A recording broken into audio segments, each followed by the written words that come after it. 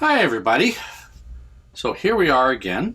So today we're going to be looking at the master for the EndGame Tricorder that was made for Voyager. Now, this is a design from Rick Sternbach, who has done some amazing design work for Star Trek. This is no exception to his work. So as you can see, this is the master. Now, this particular master is actually made from a product called RenShape. The doors on this, the door for the back of this, as well as the back of the fold-down door, is also RenShape.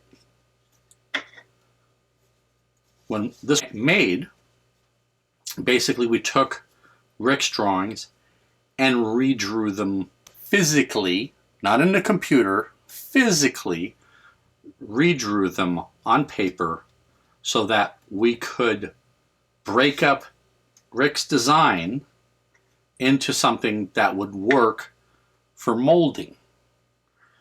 Now, trying to mold something like this as a hollow, as a complete piece, is not impossible, but generally speaking, that means you have to do a rotocast, meaning you have an enclosed mold where you put resin into it, and then the mold rotates until the resin hardens, leaving, hopefully, an even wall thickness for casting. This particular tricorder I myself made. Parts of it were made on the mill. Parts of it were hand cut with a Dremel and sandpaper. And it just, all of this just really depended on what it was we were doing on the piece. The original of this, I don't know if you can see down in here, but right there that's actually a seam line that goes right along this edge all the way around, so that this entire piece here was a cap that was glued on. It was made separately, glued onto here after it had been hollowed out, along with this main piece here being cut. So when that cap was glued onto this framework here, that framework all had to get cut back once it was glued on to try and make it, once again, a uniform wall thickness. As you can see here, after we cut the slot in the top of this, we ended up making that smaller slot for the LED and also a backing for that hole out of a piece of styrene. Now this piece of white here, this is also styrene, which is that perforated section here.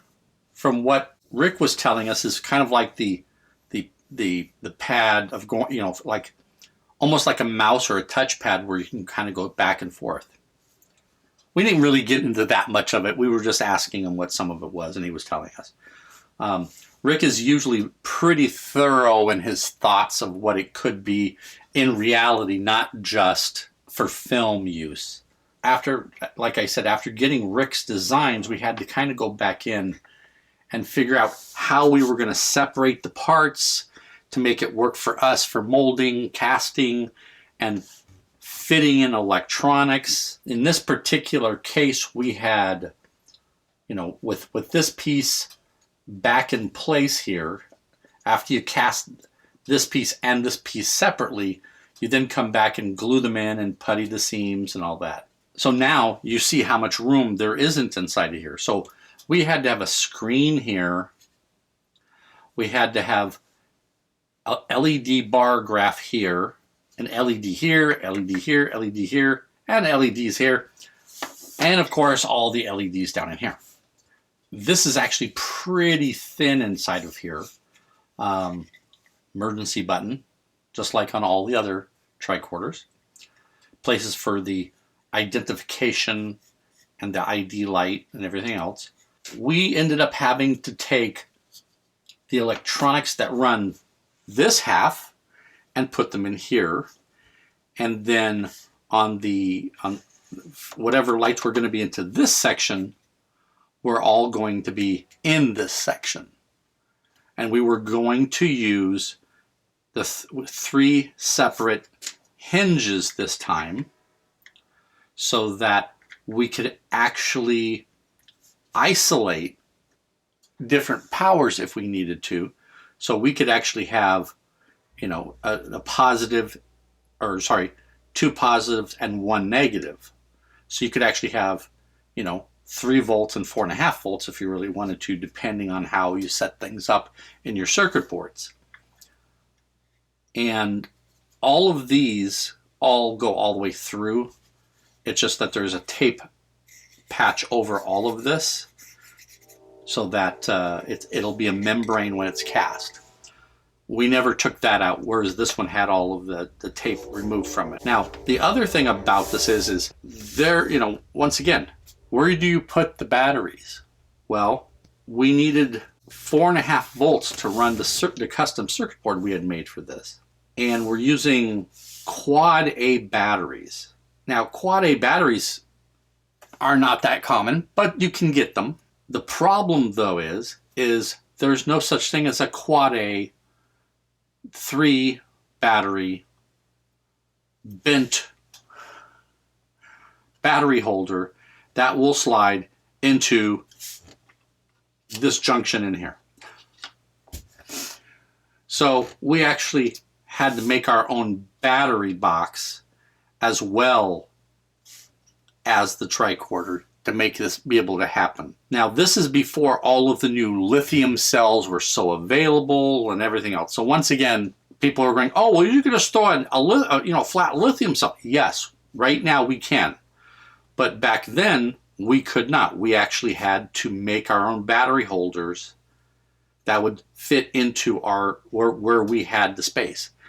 Now, as far as the electronics have come along and everything else, you can put a full functional screen in here with a lithium cell and have it do all these other light effects and everything else that you want it to do, but not at the time when we were building it for Voyager. Now, luckily though, of course, for Voyager, blue LEDs were not impossible to get anymore, and we started utilizing them in the bar graph. The bar graph had, if I'm remembering correctly, a blue and a red and a few other lights that would kind of twinkle here and there. I'm sure somebody will correct me from what was seen on screen, and that's fine. I'm not going to go that much into it. I think you guys know what I'm talking about and everything else. This is actually one of our first test screens that actually had, some of the lights cut out for the LEDs underneath. We didn't do a whole lot of transparency work back then because, once again, it was still not as good as other things you could be doing. But this was printed right here in the shop.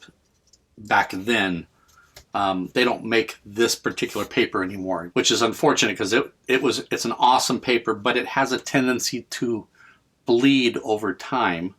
And I'm amazed that one hasn't bled, but then again, it's been in a box for I don't know how many years now.